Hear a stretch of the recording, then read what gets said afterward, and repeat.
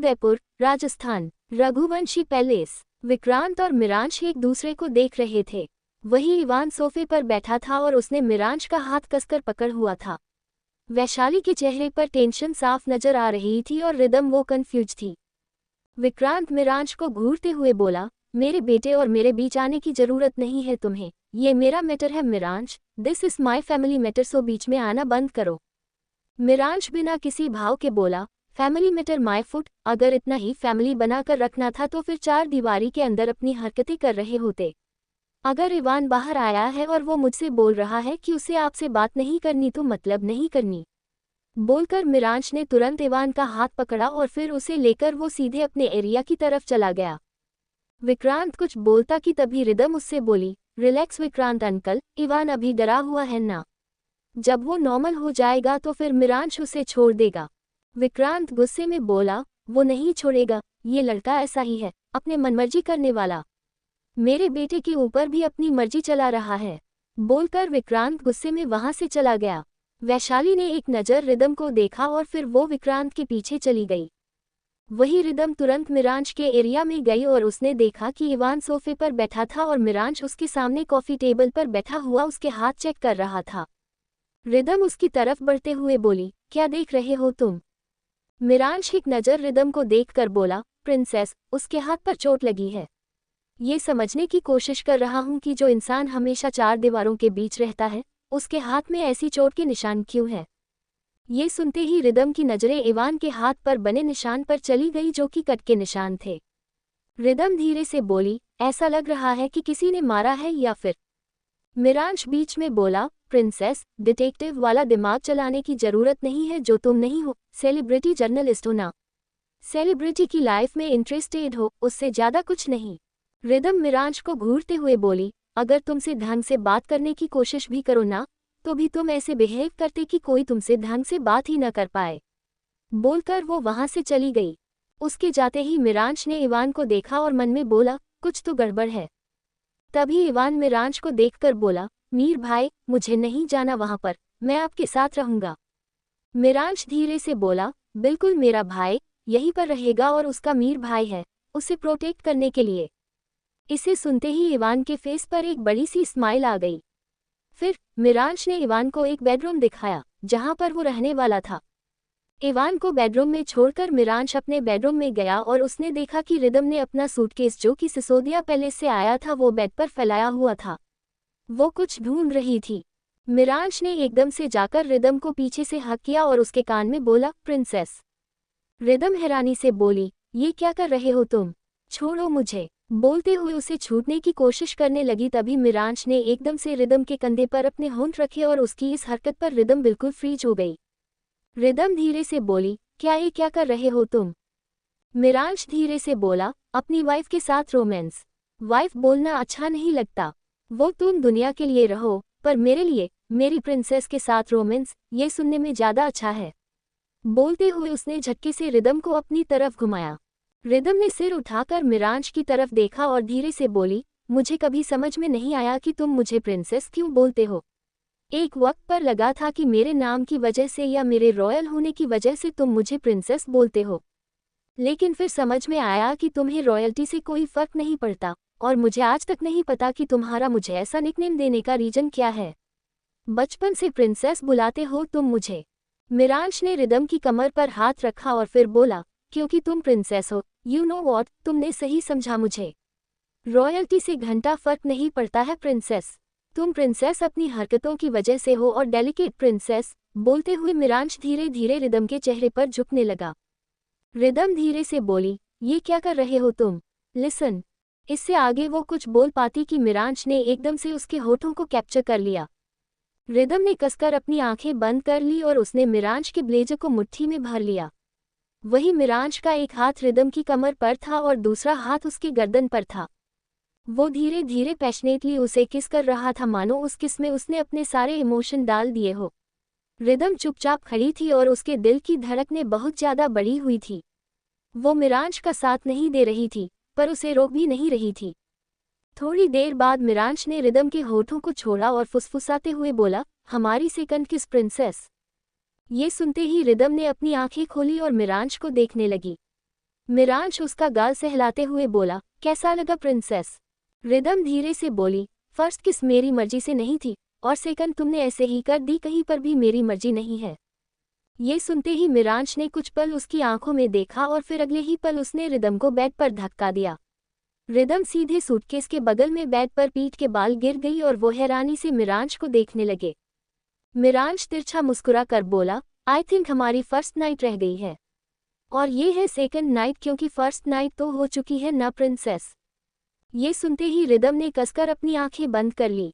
मिरांश एकदम से रिदम के ऊपर आ गया और उसने सूटकेस को धक्का दिया, जिस वजह से वो सूटकेस नीचे गिर गया। रिदम ने अपनी आंखें खोलकर एक बार मिरांश को देखा और फिर उससे बोली, क्या करना चाहते हो तुम? मिरांश उसकी आंखों में देखते हुए बोला, मैं जो करूंगा वो तो तुम्हें पता चल जाएगा प्रिंसेस, तुम बस फील करो। इतना बोलकर उसने फिर से रिदम के होठों को कैप्चर कर लिया। रिदम ने वापस से अपनी आंखें बंद कर ली। उसकी आंखों के सामने कुछ धुंधली धुंधली सी यादें आने लगी। रिदम ने एकदम से मिरांश के कॉलर को कसकर पकड़ लिया। मिरांश का एक हाथ धीरे धीरे रिदम के चेहरे से होते हुए नीचे जाने लगा। वही उसके इस टच में रिदम खुद ब खुद खोने लगी थी। कुछ ही पल में उसे बिल्कुल होश नहीं था कि वो क्या कर रही थी। वो बस मिरांश के उसे दिए जा रहे एहसास में खोई हुई थी। थोड़ी देर बाद मिरांश ने रिदम के होठों को छोड़ा और फिर उसने उसके गाल पर किस करते हुए अपने होंठ उसके कंधे पर फिराने शुरू कर दिए। उन दोनों की सांस आपस में मिलती चली जा रही थी। वहीं कुछ ही पल में उन दोनों के कपड़े फ्लो पर थे। अचानक से रिदम ने अपनी आंखें खोली और वो धीरे से बोली, नहीं, ये गलत है। इससे आगे वो कुछ बोल पाती कि मिरांश ने उसके होठों पर उंगली रख दी और फिर उससे बोला, क्या गलत क्या सही प्रिंसेस? एक हद के आगे बढ़कर अगर तुम गलत ही सोचोगी तो दुनिया की नज़रों में सबसे ज्यादा गलत बन जाओगी। ये सुनते ही रिदम एकदम से शांत हो गई और वो वापस से मिरांश में खोने लगी। मिरांश ने रिदम को पूरी तरीके से अपनी आगोश में ले लिया। रात का वक्त। रिदम इस वक्त पैलेस के गार्डन में खड़ी थी और वो चांद की तरफ देख रही थी। आज उसने मिरांश के साथ अपनी एक आखिरी हद भी पार कर दी थी। ये पहली बार नहीं था जब ये सब हुआ था, लेकिन उसके होशो हवास में पहली बार हुआ था और वो खुद को काबू नहीं कर पा रही थी। रिदम धीरे से बोले, कैसे कंट्रोल खो दिया मैंने? मिरांश रघुवंशी, मेरे दिल में तुम्हारे लिए कुछ नहीं है, फिर भी मेरे दिल और दिमाग पर तुम्हारा काबू इस कदर क्यों है? कैसे कंट्रोल कर लेते हो तुम मुझे? बोलते हुए वो चांद की तरफ देख रही थी। तभी उसके पीछे से आवाज आई, रिदम। ये सुनते ही रिदम ने मुड़कर साहित्य को देखा और उसे देखते ही उसने अपनी नज़र फेर ली। साहित्य उसके पास आकर बोला, यहाँ पर क्या कर रही हो तुम? ठंड लग रही है ना? रिदम कुछ पल रुककर बोली, तुम्हें क्या फर्क पड़ता है? मुझे ठंड लगे या गर्मी लगे, my life my body, right? साहित्य कुछ पल रुककर बोला, तुम मुझसे नाराज हो? रिदम सरकास्टिकली बोली, क्या फर्क पड़ता है? मेरा तो हक नहीं है किसी से नाराज होने का। शादी का मजाक बना, फिर यहाँ पर और यहाँ पर आने के बाद मेरी करियर का मजाक बनाने की कोशिश की गई, और तुम क्या कर रहे थे? तुम चुप थे, तुमने तो कभी कुछ बोला ही नहीं। उद्धरण चिन्ह। ना शादी के बाद बोला, ना शादी के वक्त बोला, ना मंडप में बोला, ना घर आकर बोला, और आज भी तुम चुप थे। तुम्हें मुझसे फर्क भी पड़ता है साहित्य? बोलते हुए रिदम साहित्य को देखने लगे। साहित्य ने अपने दोनों हाथ पॉकेट में डाले और फिर रिदम को देखकर बोला, मिरांश रघुवंशी, तुम्हारा हस्बैंड छोटा भाई है, वो मेरा उसका बड़ा भाई हूँ मैं। दादू की सबसे ज्यादा उम्मीदें मुझसे रही है, क्योंकि मिरांश सबसे जुदा था, हमेशा से था, आज भी है। उद्धरण चिन्ह। अगर मैंने दादू की बात टाली ना तो वो टूट जाएंगे। वो गुरूर के साथ रहते हैं, पर मैं जानता हूँ कि मैं उनके लिए क्या हूँ। मेरी एक इनकार उनका गुरूर तोड़ सकती है। रिदम धीरे से बोले, अपने गुरूर के लिए तुमने अपनी दोस्त को छोड़ दिया। आई ऑलवेज थॉट कि तुम मेरे अच्छे दोस्त हो। You are my very good friend. मुझे लगा कि तुम मेरे बेस्ट फ्रेंड हो। एक वक्त पर मैंने तुमसे हर बात शेयर की, लेकिन इतना बोलते वो रुक गई। साहित्य कुछ पल रुक कर बोला, I am sorry, really sorry.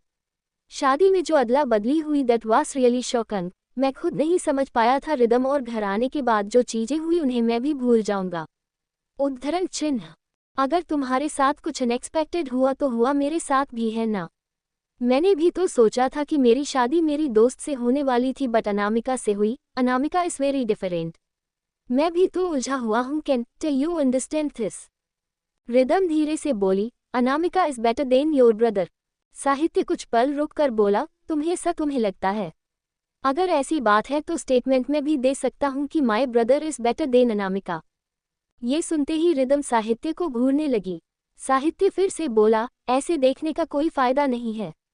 मैं चुप हूँ क्योंकि डेस्टिनी को कोई नहीं बदल सकता और ये सच है। जो होता है अच्छे के लिए होता है, तो उसे एक्सेप्ट कर लेना चाहिए। मैं अपने रिश्तों को एक्सेप्ट करने की कोशिश कर रहा हूँ। तुम्हें भी एक ट्राई देना होगा और हमारी दोस्ती इन चीज़ों से कभी इफेक्ट नहीं होगी। You know date. रिदम कुछ पल रुककर बोली, बात नहीं करनी मुझे, बोलकर वहां से जाने लगी थी कि तभी अचानक से वो रुक गई। उसने नीचे अपने सैंडल की तरफ देखा, जो कि खुल गया था। रिदम कुछ करती कि तभी साहित्य घुटनों के बल बैठा और वो उसकी सैंडल सही करने लगा। रिदम उसे देखते हुए बोली, अब ये सब करने की जरूरत नहीं है। साहित्य ने सिर उठाकर रिदम की तरफ देखा और फिर बोला, अपने दोस्त के लिए कुछ भी करूंगा। मैं और मेरे शांत रहने का एक और रीजन ये है कि मुझे मेरे भाई पर भरोसा है। रिदम मन में बोली, भरोसा? उसी भाई ने भरोसा तोड़ा भी है। तुम्हें नहीं पता कि शादी में जितनी भी चीज हुई, उन सब में उसी का हाथ है। सोचते हुए वो साहित्य को देख रही थी जो उसकी सैंडल सही कर रहा था। फिर साहित्य खड़ा होते हुए कुछ बोलना वाला था, तभी रिदम बिना कुछ बोले अंदर चली गई। वही साहित्य बस उसे जाते देखते रह गया। मिरांश जो कि इस वक्त अपने एरिया के टेरेस पर खड़ा था और सिगार का कश लेते हुए गार्डन में ये पूरा सीन देख रहा था। उसके चेहरे पर कोई भाव नहीं थे लेकिन उसकी आंखों में तूफान था। मिरांश धीरे से बोला, प्रिंसेस प्रिंसेस प्रिंसेस नहीं पसंद। जब कोई मेरी चीज पर अपनी नजर डाले, फिर चाहे वो कोई भी हो, मुझे बुरा कहो या अच्छा, फरेबी कहो या शराबी, आवारा कहो या बिगल, मिरांश रघुवंशी जो है वो है, और जो करता है वो लोगों की औकात के बाहर का करता है। बोलते हुए उसके फेस पर एक इविल स्माइल आ गई। अगला दिन रिदम इस वक्त आराम से बेड पर सो रही थी। वही मिरांश उसके पास बैठा चुपचाप उसे देख रहा था। मिरांश की नजरें सिर्फ और सिर्फ रिदम के चेहरे की तरफ थी। वो बिना पलके झपकाए उसे देख रहा था। कुछ पल में रिदम ने जैसे ही अपनी आंखें खोली उसकी नजरें मिरांश की नजरों से जा मिली। रिदम ने कुछ पल मिरांश को देखा और फिर एकदम से उठकर बोली, तुम मुझे ऐसे क्यों देख रहे हो? मिरांश तिरछा मुस्कुराकर बोला, cause my princess is looking so peaceful. सोते हुए तुम इतनी पीसफुल लगती हो कि मन करता है कि तुम्हारा पीस छीन लूं। ये सुनते ही रिदम ने कुछ पल हैरानी से मिरांश को देखा और फिर धीरे से बोली, पागल, बोलकर वो बेड से उठकर वॉशरूम की तरफ जाने के लिए बढ़ गई। रिदम मिरांश को क्रॉस करते हुए जा रही थी कि तभी उसने उसका हाथ पकड़कर उसे एकदम से पीछे की तरफ खींचा और एक झटके से उसके ऊपर आ गिरी और वो चिल्लाकर बोली, ये क्या कर रहे हो तुम? तभी मिरांश ने रिदम को बेड पर लिटाया और फिर खुद उसके ऊपर आकर बोला, कम ऑन प्रिंसेस, इतनी बुरी तरीके से रिएक्ट नहीं करना चाहिए। You know I am your husband right? Rhythm कुछ पल रुककर बोली, Miransh please stop behaving like this कि हमारे बीच सब कुछ ठीक है। हम नॉर्मल कपल नहीं हैं। तुम इतनी सी बात समझते क्यों नहीं? इससे आगे वो कुछ बोल पाती कि मिरांश ने उसके होठों पर अपनी उंगली रखकर उसे चुप कर दिया। मिरांश रिदम की आंखों में देखते हुए बोला, see we are normal princess, we are very much normal, और अगर तुम्हारा दिमाग इस नॉर्मल चीज़ों को एक्सेप्ट नहीं कर रहा है तो एक्सेप्ट करवाओ प्रिंसेस, एक्सेप्ट करवाना पड़ेगा। बोलते हुए उसने रिदम के होठों पर से अपनी उंगली हटाई और फिर वो बस चुपचाप उसे देखने लगा। मिरांश की नज़रें ऐसी थीं जो रिदम को बहुत अजीब सा फील करवा रही थी। वो धीरे से बोली, मिरांश प्लीज, बोलते हुए और फिर वो दूसरी तरफ देखने लगी। मिरांश ने अपना सर झुकाकर रिदम के कान पर अपने होंठ टिकाया और फिर फुसफुसा कर बोला, इश्क के दरिया में तुम्हें पागलपन और जुनून कहीं अलग नजर आ जाए। शायद इश्क करने वाला अलग से नजर आ जाए और इश्क में कुर्बानियां देने वाला उद्धरण चिन्ह।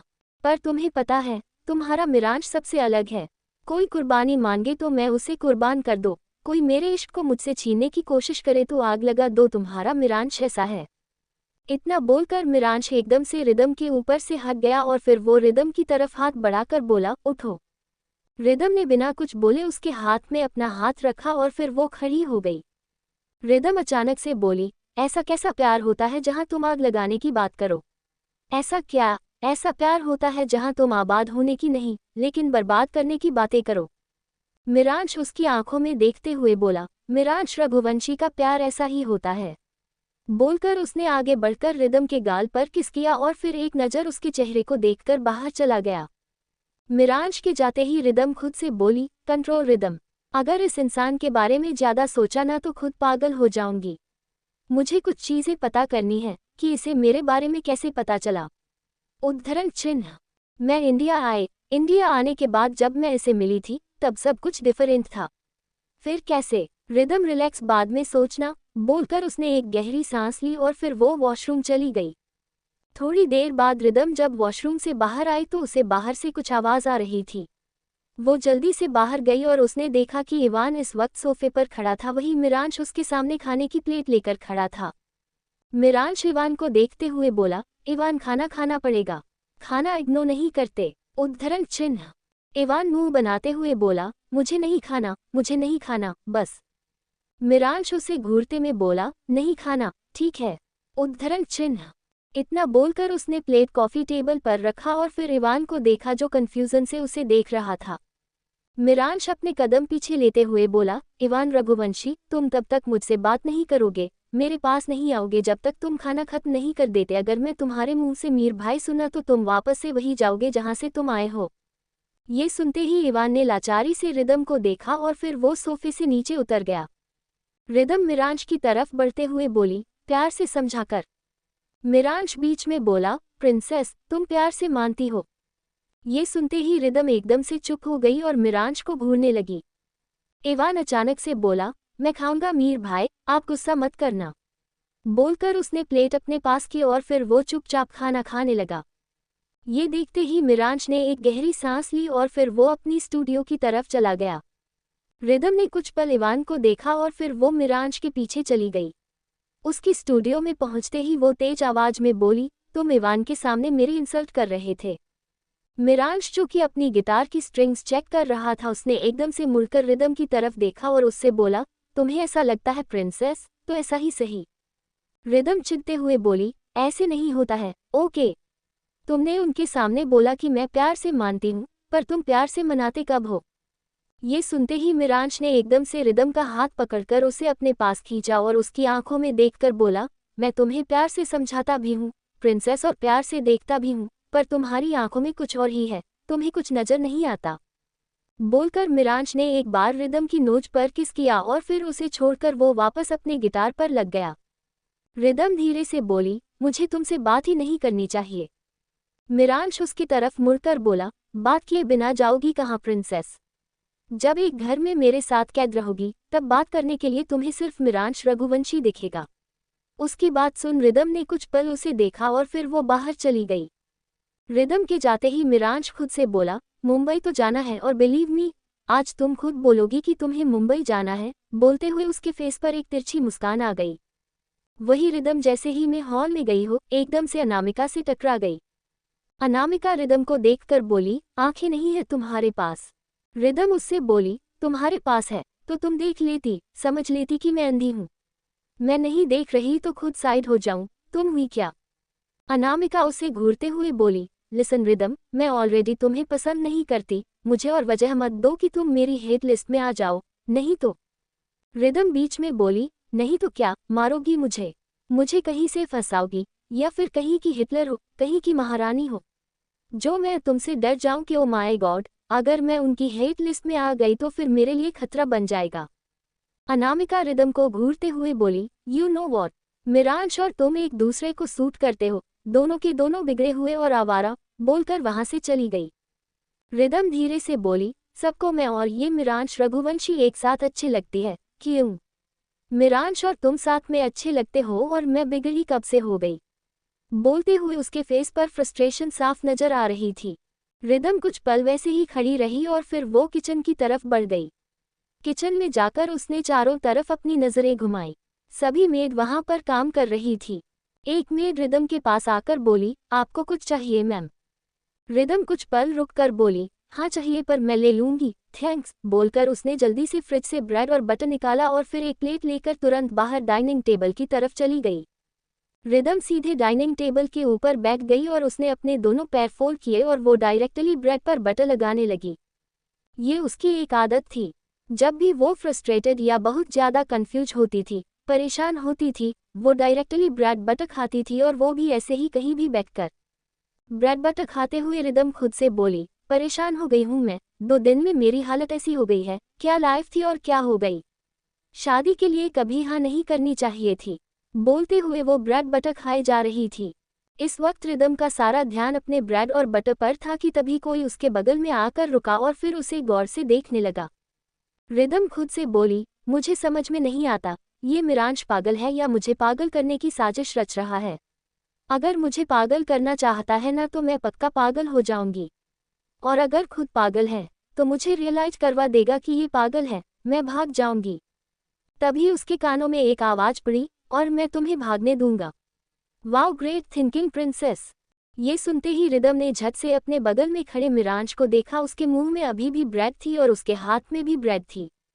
रिदम कुछ बोलने वाली थी कि तभी मिरांश फिर से बोला, आराम से प्रिंसेस, पहले अपना का मुंह निवाला खत्म कर लो वरना बाहर आ जाएगा। उसकी बात सुनते हुए रिदम ने सबसे पहले अपने मुंह का ब्रेड खत्म किया और फिर वो मिरांश को देखने लगे। मिरांश कुछ पल रुककर बोला, व्हाट? रिदम धीरे से बोली, कब से ये बकवास सुन रहे हो तुम? मिरांश सार्कास्टिकली बोला, वो इट मीन्स अपनी बातों को बकवास मानती हो princess. Very good, I like your honesty. बोलकर उसने आगे बढ़कर एकदम से रिदम के गाल पर किस किया। उसके ऐसा करते ही रिदम ने चारों तरफ अपनी नजरें घुमाए और फिर हैरानी से मिरांश को देखने लगी। रिदम धीरे से बोली, बड़े वाले बेशर्म हो तुम। मिरांश बेफिक्रे अंदाज में बोला, कहा था ना प्रिंसेस, मुझे घंटा किसी से फर्क पड़ता है, फैमिली हो या बाहर वाले, आई डोंट केयर, मुझे तो सिर्फ तुमसे फर्क पड़ता है। बोलते हुए मिरांश ने अपने दोनों हाथ रिदम के कंधों पर रखे और उसे गौर से देखने लगा। रिदम कुछ पल रुक कर बोली, पर मुझे सबसे फर्क पड़ता है तो तुम्हें भी फर्क पड़ना चाहिए। बोलकर उसने ब्रेड का एक और बाइट लिया। मिरांश अपनी भौहें चढ़ाते हुए बोला, और ये तुम कैसे बोल रही हो प्रिंसेस? तुम्हें फर्क पड़े तो वो तुम्हारी बात, और मुझे नहीं फर्क पड़े तो मेरी बात, राइट? रिदम झट से बोली, कैसे बदल गए तुम? पहले तुम कहते हो कि मैं तुम्हारी वाइफ हूँ, तुम्हारी प्रिंसेस को फर्क पड़े तो तुम्हें भी तो। इतना बोलते ही वो रुक गई और उसे एकदम से रियलाइज हुआ कि वो क्या बोले जा रही थी। रिदम ने एकदम से मिरांश को देखा जो कि तिरछा मुस्कुराते हुए उसे देख रहा था। रिदम धीरे से बोली, मेरी बातों का गलत मतलब मत निकालना, देखो मिरांश, मैं बोल रही थी कि तुम। मिरांश बीच में बोला, आई अंडरस्टैंड प्रिंसेस। तुम क्या बोल रही थी? तुम बोल रही थी कि तुम मेरी प्रिंसेस हो, right? You know what, I love it. बोलकर उसने एकदम से आगे बढ़कर रिदम के गाल पर हल्का सा बाइट किया। रिदम अपना गाल सहलाते हुए बोली, ये क्या कर रहे हो? मिरांश ने रिदम का हाथ उसके गाल पर हटाया और धीरे से बोला, I like to mark on you princess. ये सुनते ही रिदम की धड़कनें एकदम से बढ़ गई और वो अपनी आंखें बड़ी कर मिरांश को देखने लगी। इस वक्त मिरांश उसके चेहरे के बेहद करीब था। रिदम के एक हाथ में अभी भी ब्रेड था और दूसरा हाथ मिरांश के हाथ में था। रिदम कुछ बोलती कि तभी मिरांश ने आगे बढ़कर उसके लिप्स के कॉर्नर पर हल्की सी किस की और फिर उसकी आंखों में देखकर बोला, और आई लाइक इट, जब तुम मुझे ऐसी देखती हो प्रिंसेस, तुम्हारी ये नज़र रहती है डेट। रिदम बीच में बोली, बस इसके आगे कुछ भी बोलने की जरूरत नहीं है। और रिदम अभी कही रही थी कि तभी पीछे से एक जोर की आवाज आई, यहाँ पर क्या ड्रामा चल रहा है? ये सुनते ही मिरांश के फेस पर एक इविल स्माइल आ गई। वही रिदम के हाथ से ब्रेड छूटकर नीचे गिर गई। कौन आया वहां पर? जानने के लिए सुनते रहिए।